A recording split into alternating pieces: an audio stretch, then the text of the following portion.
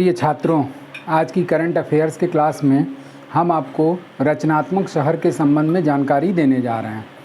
अब ये रचनात्मक शहर होता क्या है और किसके द्वारा जारी किया जाता है। तो सबसे पहले आप हेडिंग बना लीजिए रचनात्मक शहर। रचनात्मक शहर। और इस रचनात्मक शहर की घोषणा किसके द्वारा की जाती है? तो रचनात्मक शहर की घोषणा जो है वो यूनाइटेड नेशन ऑर्गेनाइजेशन का एक संगठन है जिसे यूनेस्को के नाम से जाना जाता है। यूनेस्को, जिसका फुल फॉर्म होता है united nation educational scientific cultural organisation. और ये यूनेस्को प्रत्येक वर्ष रचनात्मक शहर की सूची जारी करता है। प्रत्येक वर्ष सूची जारी करता है। अब इस यूनेस्को द्वारा रचनात्मक शहर की सूची का आधार क्या होना चाहिए? मतलब किस आधारों पर, किन किन आधारों पर ये यूनेस्को रचनात्मक सूची जारी करता है? तो उस आधार में आपके बहुत सारे आधारों को देखते हुए उन शहरों की रचनात्मक सूची प्रदान की जाती है। लोक कला, संगीत कला, साहित्य, शिल्प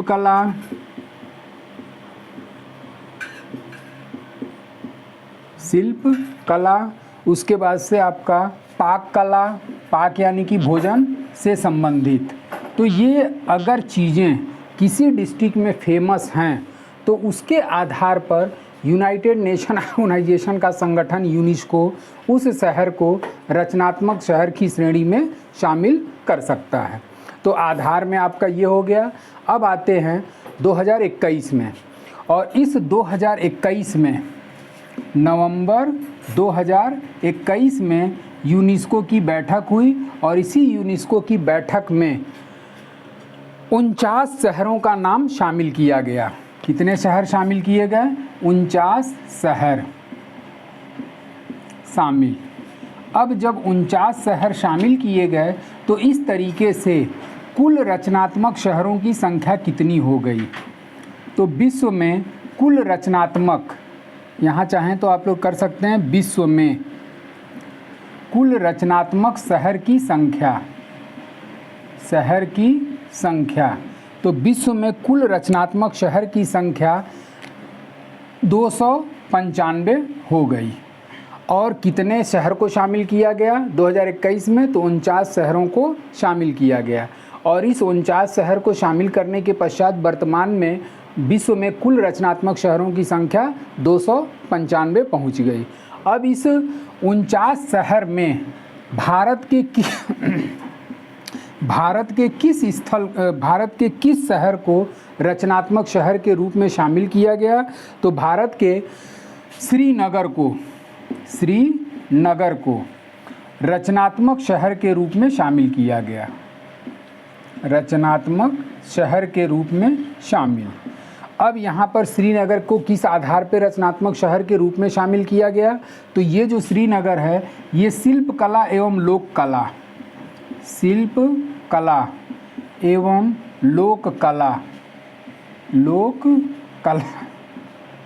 में अपना योगदान रखता है। तो इसी शिल्प कला और लोक कला के आधार पर जम्मू कश्मीर के ज़िले श्रीनगर को रचनात्मक शहर की सूची में शामिल किया गया। और ये जो रचनात्मक शहर की सूची होती है, ये रचनात्मक शहर की सूची भारत सरकार के संस्कृति मंत्रालय द्वारा यूनेस्को को भेजी जाती है और ये यूनेस्को उन शहरों पर विचार करते हुए उसको रचनात्मक शहर के रूप में शामिल करने की घोषणा करता है। अब अगर भारत में हाल फिलहाल में 2021 में किस शहर को शामिल किया गया? एक क्वेश्चन आपका करंट अफेयर्स का ये हो गया। अब श्रीनगर के अलावा भारत के और कौन कौन से स्थल हैं या कौन कौन से शहर हैं जिसे रचनात्मक शहर की सूची में शामिल किया जा चुका है? तो भारत में वर्तमान में संख्या और भारत में रचनात्मक शहरों की वर्तमान संख्या कितनी हो गई? 6 हो गई। श्रीनगर को शामिल करने के पश्चात भारत में कुल रचनात्मक शहरों की संख्या 6। अब इस 6 में कौन कौन से हैं? तो आपका जयपुर, वाराणसी, और वाराणसी में संगीत कला के लिए आपका रचनात्मक शहर की श्रेणी प्रदान की गई थी। वाराणसी के अलावा आपका चेन्नई, और चेन्नई में भी संगीत कला को लेकर के आपका रचनात्मक शहर की सूची में शामिल किया गया। और चौथा है आपका हैदराबाद, और हैदराबाद को पाक कला की श्रेणी में शामिल किया गया। और पांचवा आपका है शहर, वो है आपका मुंबई। तो इस तरीके से श्रीनगर 2021 में शामिल किया गया, और श्रीनगर के पहले यूनेस्को द्वारा इन 5 शहरों को रचनात्मक शहर की श्रेणी में शामिल किया गया है, और वो 5 शहर का नाम हमने आपके सामने लिख दिया। तो इस तरीके से यूनेस्को द्वारा भारत में स्थित कुल रचनात्मक शहरों की संख्या कितनी हो गई? 6, जिसमें करंट या हाल फिलहाल में किसको शामिल किया गया? तो वो है आपका श्रीनगर। अब इसी यूनेस्को के द्वारा एक और चीज़ घोषित की जाती है जिसे अमूर्त सांस्कृतिक विरासत के नाम से जाना जाता है। इस अमूर्त सांस्कृतिक विरासत के अलावा यूनेस्को जो है वो विश्व धरोहर की सूची भी तैयार करता है प्रत्येक वर्ष। यानी कि यूनेस्को द्वारा आपका रचनात्मक शहर की घोषणा की जाती है, अमूर्त सांस्कृतिक विरासत की घोषणा की जाती है, और उसके बाद से विश्व धरोहर स्थलों की भी सूची घोषित की जाती है। तो यूनेस्को ये 3 सारी चीज़ों को घोषणा प्रत्येक वर्ष करता रहता है। अब आते हैं हम लोग कि अमूर्त सांस्कृतिक के रूप में किसे शामिल किया गया? अमूर्त सांस्कृतिक के रूप में तो हेडिंग आप लोग बना सकते हैं, अमूर्त सांस्कृतिक विरासत।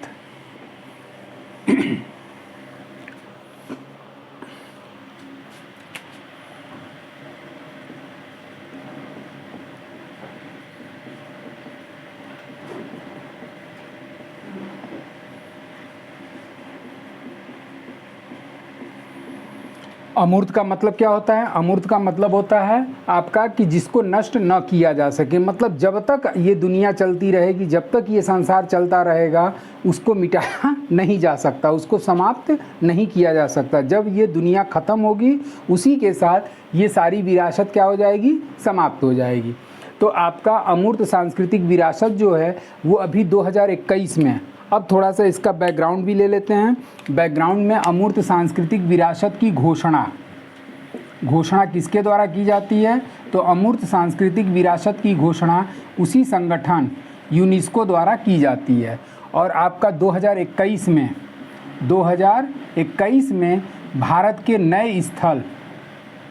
भारत के नए सांस्कृतिक विरासत दुर्गा पूजा। और ये दुर्गा पूजा कहाँ फेमस होता है? तो आपका पश्चिम बंगाल में, जो कि धूमधाम से मनाया जाता है।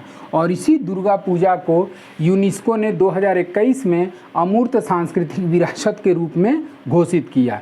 जब अमूर्त सांस्कृतिक विरासत के रूप में घोषित किया तो इस तरीके से भारत में कुल संख्या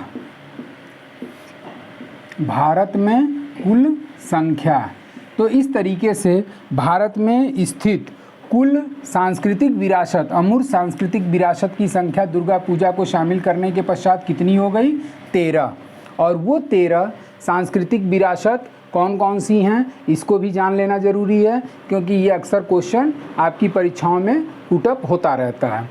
तो इसमें आपका पहला कौन सा हो गया? तो पहला अभी हाल फिलहाल का हो गया दुर्गा पूजा। और ये दुर्गा पूजा किस सन में शामिल किया गया? 2021 में। दूसरा आपका कौन सा है? तो दूसरा आपका रामलीला, मतलब जो भारत की रामलीला आयोजित की जाती है वो भारत की रामलीला अमूर्त सांस्कृतिक धरोहर के रूप में शामिल है या विरासत के रूप में शामिल है, जिसे कब शामिल किया गया? ये किया गया 2008 में। तीसरा आपका कौन सा है? तो तीसरा आपका वैदिक मंत्रोच्चार, मतलब जो भारत में वेद से संबंधित मंत्रोच्चार किया जाता है वो वैदिक मंत्रोच्चार जो है वो आपका विश्व सांस्कृतिक धरोहर या विरासत में शामिल है। इसकी घोषणा कब की गई थी? तो 2008 में की गई थी। उसके बाद से आपका चौथा कुटियत्तम यत्तम, संस्कृत नाट्य कला, संस्कृत नाट्य कला, ये एक संस्कृत की नाटक कला है जिसको कि 2008 में सांस्कृतिक विरासत के रूप में शामिल किया गया। पांचवा आपका भारत का कौन सा सांस्कृतिक कल्चरल प्रोग्राम है जिसे शामिल किया गया है, तो पांचवा आपका है रम्मन, रम्मन नृत्य। पांचवा आपका हो जाएगा रम्मन नृत्य।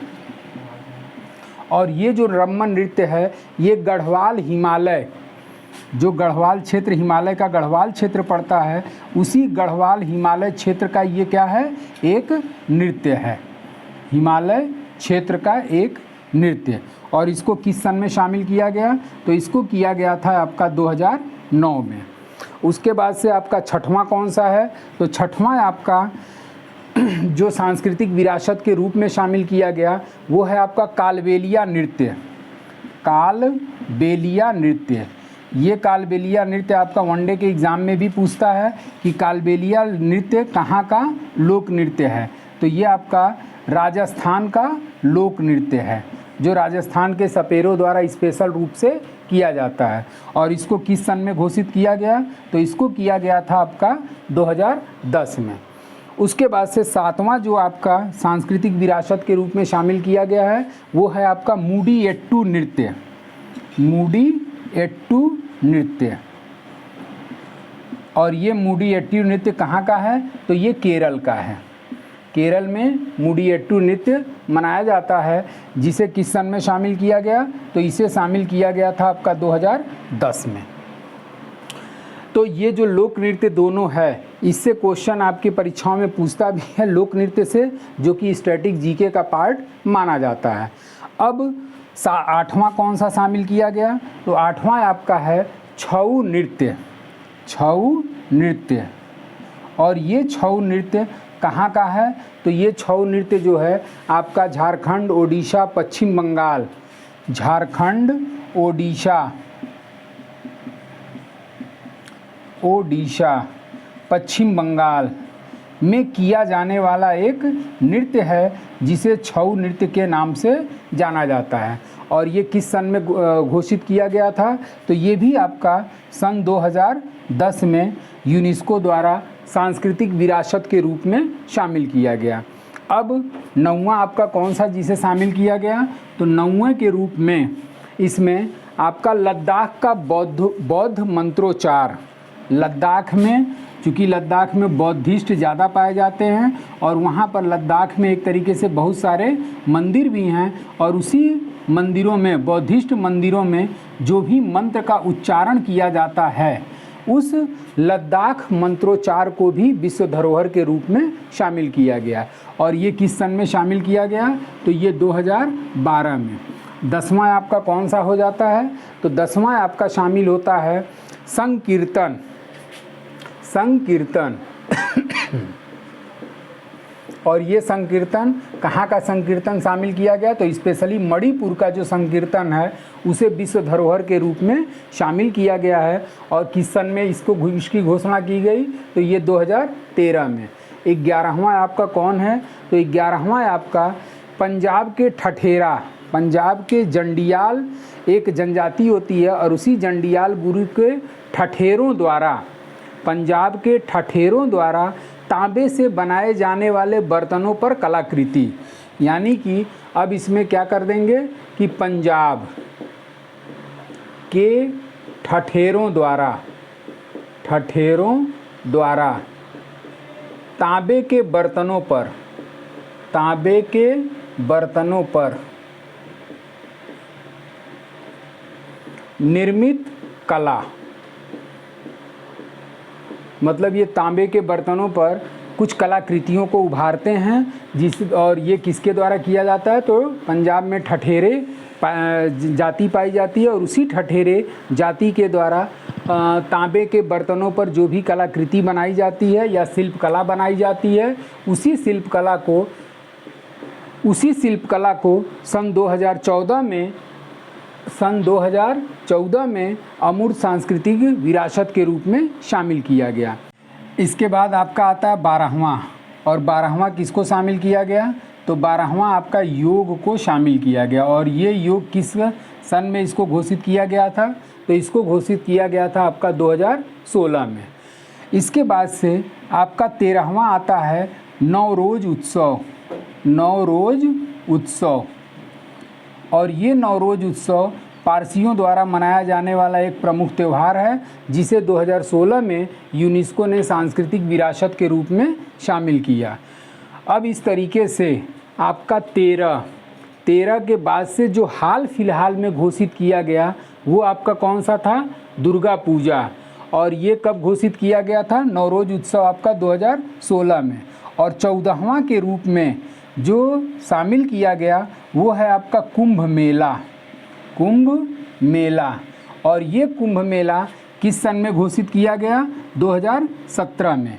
और जब 2017 में कुंभ मेला को घोषित किया गया तो ये भारत के किन किन जगहों पर कुंभ मेला का आयोजन किया जाता है? तो इसका ट्रिक आप देख सकते हैं, ई नाऊ ह। ई से आपका इलाहाबाद हो गया, ना से नासिक हो गया, ऊ से उज्जैन हो गया, और ह से हरिद्वार हो गया। तो इस तरीके से आपका इन 4 स्थलों पर कुंभ मेला का आयोजन किया जाता है। और इस कुंभ मेला को सन 2017 में यूनेस्को ने सांस्कृतिक विरासत के रूप में शामिल किया। अब हमको लगता है कि यहाँ पर थोड़ी सी काउंटिंग गलत हो गई है, इसमें हमने थोड़ा सा सुधार, आप लोग इसको कर लीजिएगा। सुधार करने का मतलब ये है कि जो ये आपका दूसरा है, ये दूसरा जो रामलीला है, ये रामलीला आपका सबसे पहले घोषित किया गया। रामलीला यानी कि यहाँ पर एक हो जाएगा। दूसरा है आपका वैदिक मंत्रोच्चार, तीसरा है आपका कुटियत्तम, चौथा है आपका रम्मन, पांचवा है आपका कालबेलिया, छठा मुडियट्टू, सातवां छऊ नृत्य। उसके बाद से ये भी काउंटिंग आप थोड़ा सा सुधार लीजिएगा, काउंटिंग में थोड़ा सा मिस्टेक हो गया है। और सातवां के बाद से आपका 8वां, 9वां, 10वां, 11 आपका योग हो जाएगा, 12 आपका नवरोज़ उत्सव हो जाएगा, और 13वीं के रूप में कुंभ मेला को सन 2017 में शामिल किया गया। और जो आपका लास्ट अभी हाल फिलहाल वाला है, वो हाल फिलहाल किस रूप में शामिल किया गया? 14वें के रूप में शामिल किया गया। तो शुरुआत में थोड़ा सा आप इस पर ध्यान दीजिएगा, शुरू में थोड़ा सा काउंटिंग में मिस्टेक हो गई है, जिसकी वजह से भारत में कुल सांस्कृतिक स्थलों की संख्या यहाँ आप क्या कर देंगे? 14। और 14वां के रूप में किसे शामिल किया गया? दुर्गा पूजा। अगर इसके बिफोर का पूछता है कि 13वां के रूप में किसे शामिल किया गया, तो 13वां आपका कुंभ मेला। और ये कुंभ मेला किस सन में शामिल किया गया? 2017। और 2017 के 4 साल बाद दुर्गा पूजा, जो कि पश्चिम बंगाल में मनाया जाने वाला एक प्रमुख उत्सव है, इसको सन 2021 में यूनेस्को द्वारा सांस्कृतिक विरासत के रूप में शामिल किया गया। और इस तरीके से ये आपका सांस्कृतिक विरासत वाला करंट अफेयर्स क्लियर होता है। अब आगे का जो भी टॉपिक होगा वो करंट अफेयर्स के रूप में मैं आपको सामने प्रस्तुत करूँगा। और आज के लिए बस इतना ही। Thank you so much.